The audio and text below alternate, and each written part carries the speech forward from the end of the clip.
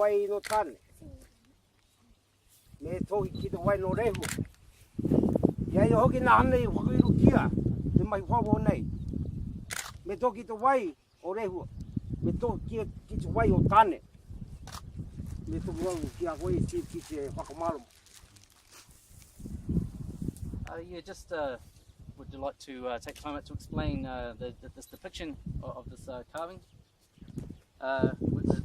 It's sort of a bit of a time capsule of the 1840s, where in this area the whaling station was happening, and sort of the intermarrying of whalers and tangata whenua.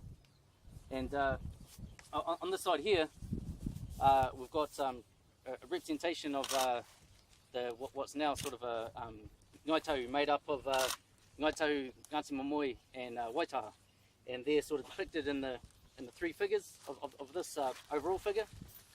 And on this side is the whalers, or the European whalers of that time period.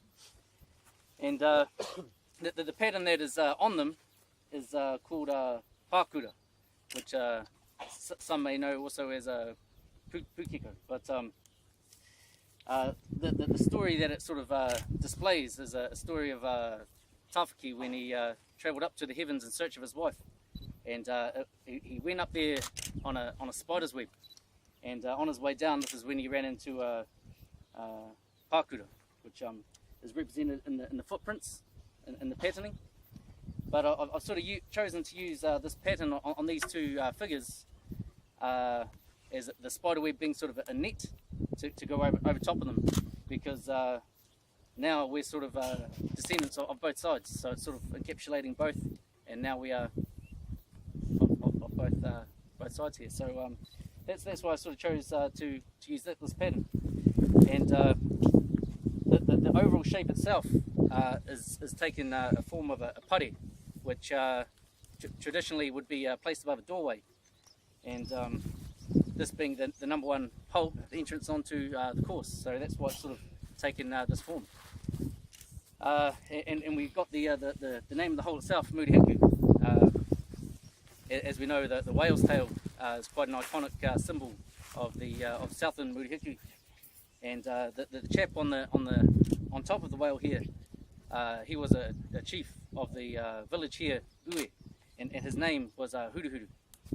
And there's a story of him in a waka with a number of other people entering the mouth in this waka, and it has capsized.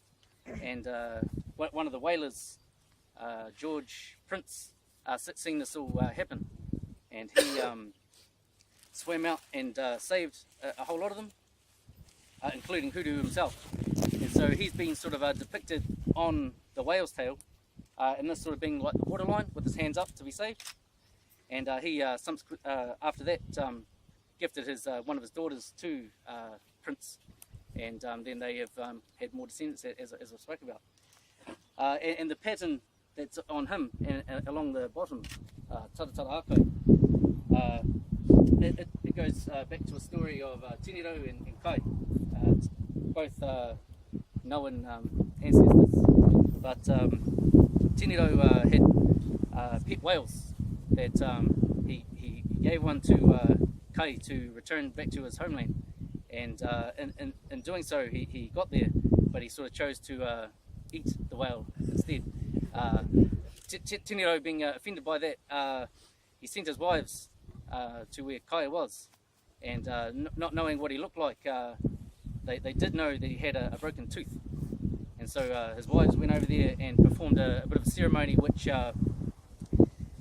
was meant to cause a bit of laughter. And so during the laughter, the mouths were all open, and that's when they spotted the broken tooth, and they then captured him and brought him back. But however, the weird notching in this pattern is a representation of his tooth and the bite marks in the whale. And better just check to make sure I've got everything there. But yeah, and the pattern in spiral form in the inside there is called takarangi, and you see this pattern placed a lot on the stern, the taurapa of the waka, and various other places. But it's sort of, if you think of Murihiku, and in those times you may be looking at the stars to see where you are and where you're going. And so this is sort of like the representation of the Milky Way and the different constellations and stars in there. So sort of Murihiku being here.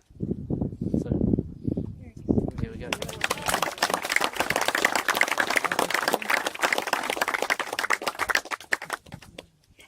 Yeah, we're now just going to be walking over to the second one.